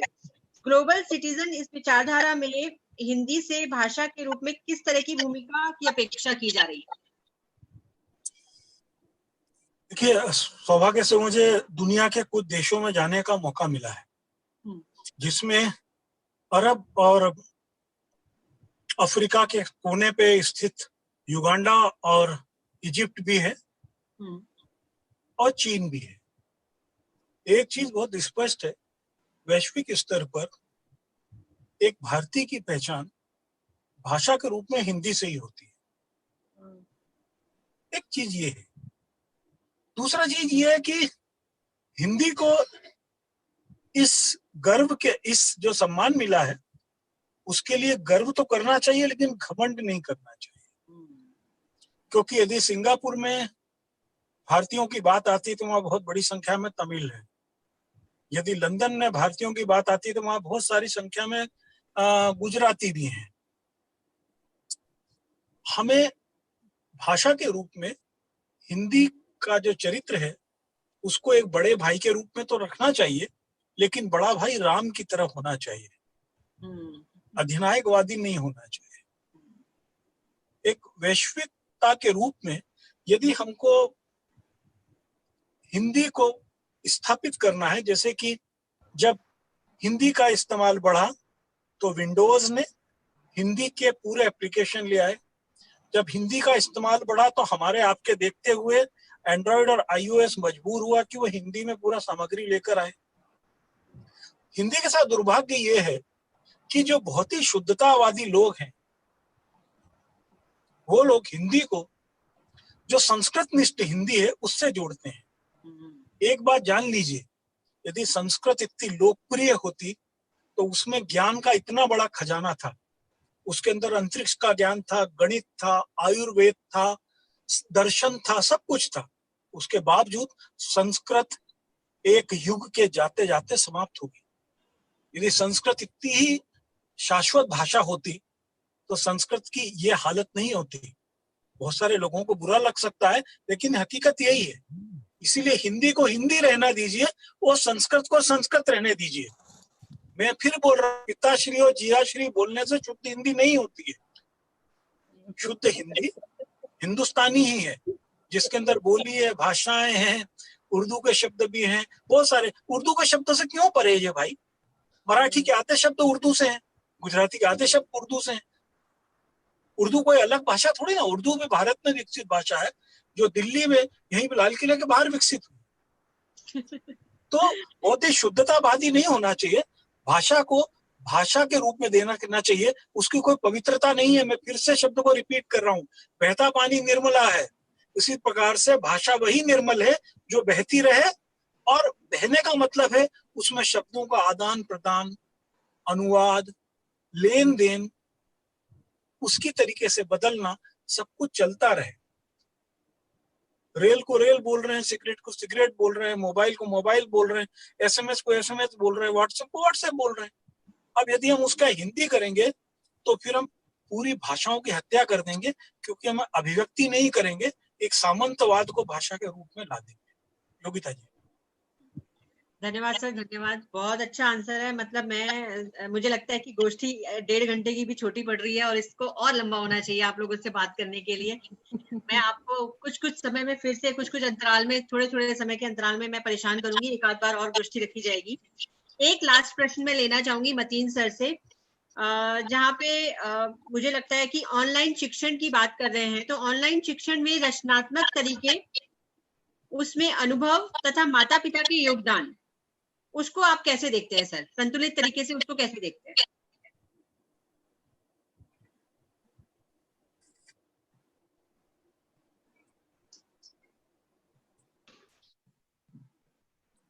मतीन सर, हाँ जी बताइए। आवाज सुनाई दे रही है? हाँ जी। अभी जो ऑनलाइन शिक्षण की जो बात हुई है, अभी ये तालाबंदी के समय में काफी ऑनलाइन शिक्षण अधिक चल रहा है। इसमें विशेषकर हिंदी शिक्षण अत्युत्तम ढंग से चल रहा है। मैं सभी हिंदी अध्यापकों को और विषय विशेषज्ञों को इसकी शुभकामनाएं देना चाहता हूं, क्योंकि इन्होंने काफी प्रयास किया है YouTube से खोजने का, और विशेषकर मधुबन के जो व्हाट्सएप के ग्रुप्स बने हैं, ये काफी सहायक भी रहे हैं सभी के लिए, क्योंकि जो भी विषय विशेषज्ञ थे, अपने अपने पीपीटीज बनाना और विचार विनिमय करना, इसके द्वारा काफी सहयोग मिला है ऑनलाइन शिक्षण में। और इसलिए छात्र भी बड़ी रुचि के साथ इसमें देख रहे हैं, क्योंकि बालक को शुरू से आरंभ से ही जो कुछ भी उसको कविताएं पसंद होती हैं या कहानियां पसंद होती हैं, वो मुख्यतः हिंदी में ही अधिक पाई जाती हैं। हिंदी में जितनी अधिक पाई जाती हैं, बालक को रुचिकर विषय के अंश अन्य में उतनी पाई जाने की संभावनाएं कम है। इसी कारण ऑनलाइन शिक्षण में जो आप बात अभी सामने रखा है प्रश्न, ऑनलाइन शिक्षण में चाहे वो विद्यार्थी हो या अध्यापक हो, विषय विशेषज्ञ हो और अभिभावक हो, काफी सफलतापूर्वक इसे ले चल रहे हैं और अपना अपना योगदान दे रहे हैं, जिसमें मधुबन के व्हाट्सएप का भी काफी योगदान है। इसके लिए मैं उन्हें धन्यवाद देता हूं। और जो प्रश्न अभी जो महोदय पंकज जी कह रहे थे, बड़े अच्छे विचार कह रहे थे कि भाषा जो है सभी भाषाओं के साथ मिलकर बहने वाला निर्मल जल के समान है। यही भावनाएं एनसीएफ 2005 ने कही है, एनसीईआरटी ने कही है, और प्रोफेसर यशपाल जी का कहना भी यही था। और हिंदी का महत्व एक छोटे से उदाहरण से मैं आपके सामने रखना चाहता हूं। आज से अमेरिका में भी चुनाव होता है, तो वहां सूचनाएं केवल 3 भाषाओं में दी जाती हैं। एक अंग्रेजी रही, और दूसरी हिंदी रही, और तीसरी स्पेनिश रही। विश्व में जब वहां पे चुनाव रहा है केवल 3 भाषाओं में, जिसमें दूसरा स्थान हिंदी को मिला है। ये बहुत बड़ी गर्व की बात है। सर ने कहा था, ओके, तो हमें विनम्रता से इस विकास को स्वीकार करना चाहिए। बहुत बड़ी बात उन्होंने कही है, बहुत अच्छी लगी, हमें भी बहुत अच्छी लगी है। और इसके बाद एक और बात आपके सामने रखना चाहता हूं। आज वैश्विक स्तर पर और भी कई रचनाओं की अनुवाद की आवश्यकता है। जैसे हैरी पॉटर का अनुवाद हमें मिलता है, आप लोगों ने देखा ही होगा, हरी पुत्र के रूप में आपने देखा है हैरी पॉटर का अनुवाद। तो इस तरह कई हिंदी की रचनाओं को अन्य भाषाओं में और वैश्विक स्तर पर महत्वपूर्ण रचनाओं की भाषाओं को हिंदी में अनुवाद, ये एनबीटी और सीबीटी नेशनल बुक ट्रस्ट की ओर से किया जा रहा है, जिसमें महोदय पंकज जी की अत्युत्तम भूमिका है। ये हम जानते हैं, क्योंकि साहित्यकार सभी देश में एक दूसरे से परिचित होते हैं, मिलते हैं। इसी प्रकार कहना यह है कि ऑनलाइन शिक्षण जो आज अध्यापकों का चल रहा है, अत्युत्तम ढंग से चल रहा है, उसमें मधुबन का भी अपना सहयोग है। धन्यवाद जी। समय के अभाव के कारण समाप्त कर रहा हूं यहाँ पे उत्तर। धन्यवाद जी। हिमानी आप ले रही हैं, मैं बात करूं? बस आप खत्म कीजिए, तब तक हम एंड में मैं बोल दूंगी। जी, मैं सभी विचार गोष्ठी में आए सभी हमारे विचारक जितने हैं सबका धन्यवाद करना चाहूंगी। शमा जी, पंकज जी, मतीन जी, अपने अमूल्य समय में से आपने समय निकाला और हमारे अध्यापक वृंद को अपने अपने विचारों को बांटने के लिए आपने समय अपना साझा किया। इन सभी प्रश्नों के उत्तर दिए जो हमने पूछे। ये कुछ प्रश्न प्रश्न चाहे बनाए मैंने थे, लेकिन कहीं ना कहीं वो हमारे अभिभावकों से जुड़े हुए थे और हमारे अध्यापकों से जुड़े हुए थे। उन्हीं की जो मन की इच्छाएं हैं या सोच है, उसको मैं लेकर आई थी आप तक। हमारे साथ जुड़ने के लिए अध्यापक वृंद और मधुबन परिवार के सभी सहयोगियों का भी मैं हृदय से धन्यवाद करना चाहूंगी।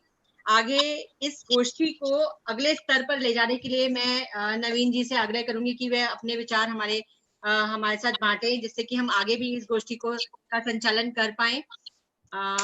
इसी के साथ मैं इसको अंत की ओर ले जाती हूँ, अंतिम दिशा की ओर ले जाती हूँ और सबको धन्यवाद करती हूँ। धन्यवाद। धन्यवाद योगिता, धन्यवाद सभी मेरे पैनलिस्ट के लिए, बहुत बहुत धन्यवाद। हम जैसे लोगों के लिए जो हिंदी प्रमुख नहीं है, ये बहुत ही आई एम श्योर हेल्पफुल एक सेशन रहा, जहाँ पे हमें लगता है कि जहाँ हम हिंदी बोलना चाहते हैं और बोल सकते हैं और हमने बोलना भी चाहिए, लेकिन कई बारी वो इतनी शुद्ध हिंदी के लिए हम लोग नहीं बोल पाते हैं। लेकिन आज आपके सबके विचार सुन के हमें भी अभिव्यक्ति अगर मुझ में हुई है, मैं अपने साथ 10 लोगों में और भी जगाऊंगी कि अभिव्यक्ति जरूरी है, बोलना जरूरी है, कोशिश जरूरी है, प्रयास जरूरी है ना। इतनी शुद्धता जरूरी नहीं है। उर्दू और ये सब अगर शब्द बीच में आते हैं तो कोई बात नहीं, फिर क्या हो गया, फेसबुक भी ठीक है और व्हाट्सएप भी ठीक है, उसका हिंदी ट्रेन भी ठीक है, रेल भी ठीक है, लोपथगामिनी की जरूरत नहीं है। तो सभी अध्यापकों का मैं देख रही हूँ चैट विंडो पे, बहुत ही प्रसन्न है एंड बहुत ही बढ़िया विचार गोष्ठी रही है। मैं सभी से आग्रह करूंगी, जितने भी हमारे पार्टिसिपेंट्स हैं, कि आप जिन भी मेरे सहकर्मियों के द्वारा आज गोष्ठी में आए हैं उनके साथ संपर्क में रहिए, ताकि वो आपको हमारे व्हाट्सएप ग्रुप में जरूर ऐड करवाएंगे और हम भी चाहेंगे कि आप हमसे जुड़े रहें। जितने भी आपके हिंदी एज अ सब्जेक्ट को लेके जितने भी प्रश्न थे वो सब मैंने नोट कर लिए हैं, कोई ऐसा नहीं है। हर एक प्रश्न का उत्तर हमारी कोशिश रहेगी कि हम व्हाट्सएप ग्रुप द्वारा या आपके लोकल मधुबन के रिप्रेजेंटेटिव्स द्वारा आप तक जरूर पहुंचे। यहाँ पर हमारा एक टॉपिक डिफरेंट था, इसलिए हम वो सब प्रश्न नहीं ले पाए। इसके अंत में थैंक यू, धन्यवाद सभी को, बहुत बहुत धन्यवाद एंड आशा करते हैं सबका शाम, सबकी इवनिंग बहुत बढ़िया रहे। सॉरी हिमानी, मैं कुछ ऐड कर सकता हूँ? बिल्कुल सर जी। सो एक्चुअली आज का सेशन वाकई बहुत ही इंफॉर्मेटिव था। जब हमने ये सेशन प्लान किया था तो हम लोगों ने ये सोचा था कि तकरीबन 1 घंटे का सेशन रखेंगे, बट जिस तरह से क्वेश्चन चलते गए, लोगों ने जो पार्टिसिपेंट्स थे उन्होंने बहुत सारे क्वेश्चंस पूछे और तकरीबन 1 घंटा 45 मिनट ऑलरेडी हो गया और अभी भी पता नहीं लगा कि कैसे ये टाइम निकल गया। और मैं ये चीज देख रहा था, जब हमने शुरू किया तो तकरीबन 80-85 पार्टिसिपेंट्स थे और जो मैक्सिमम लिमिट जो है इस जूम सेशन की वो 100 पार्टिसिपेंट्स की, तो हम 100 पार्टिसिपेंट्स तक पहुंचे हुए थे और आज अब जब हम खत्म कर रहे हैं अभी भी तकरीबन 80 पार्टिसिपेंट्स हमारे साथ ऑलरेडी जुड़े हुए हैं। तो आई थिंक एक बहुत ही इंफॉर्मेटिव सेशन रहा और ये सेशन मधुबन ने इसको फेसबुक पे और यूट्यूब पे भी लाइव किया। तो अभी जो 100 लोग इस सेशन में जुड़े हुए थे उन्होंने तो आप लोगों को सुना, बट आई थिंक यूट्यूब और फेसबुक के जरिए तकरीबन काफी लोगों ने और भी आप लोगों को सुना, लाइव सेशन आपका सुना। तो बहुत बहुत धन्यवाद शमा जी, पंकज जी, मतीन सर, बहुत बहुत धन्यवाद। और मैं आशा करता हूँ कि इस तरह का सेशन हम लोग और आगे रखें और टीचर्स को इन्फॉर्म करते रहेंगे। Thank you so much for this. Thank you, और बहुत ही मजेदार सेशन था, सबसे बड़ी बात है। धन्यवाद। अभी सभी से आग्रह है कि आप ये सेशन छोड़ सकते हैं, अब से 1 मिनट के अंदर ये सेशन बंद कर दिया जाएगा और आप सभी के पास एक ईमेल द्वारा फीडबैक फॉर्म आएगा। आप सभी से हम लोग रिक्वेस्ट करेंगे कि अगर आप फीडबैक फॉर्म भर के दें तो हमें बहुत खुशी होगी, बहुत प्रसन्नता होगी। धन्यवाद। Thank you. धन्यवाद।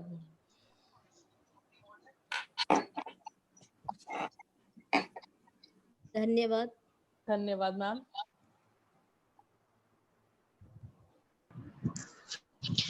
धन्यवाद मैम। धन्यवाद ma'am.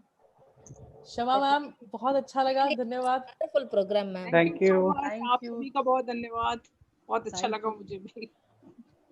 Thank you ma'am, thank you. मैं अलग से आपसे बात करूंगी अभी थोड़ी देर में। बिल्कुल, मैं भी। बहुत दिनों से बात ड्यू है योगिता। हाँ, आपके पास तो मेरे को आके चाय कॉफी पीनी है एक दिन। हाँ, जबरदस्त। You are most welcome. Himani को भी ले आना। हाँ, हिमानी आऊंगी। जी, ठीक है, okay. Thank you ma'am, bye bye. धन्यवाद।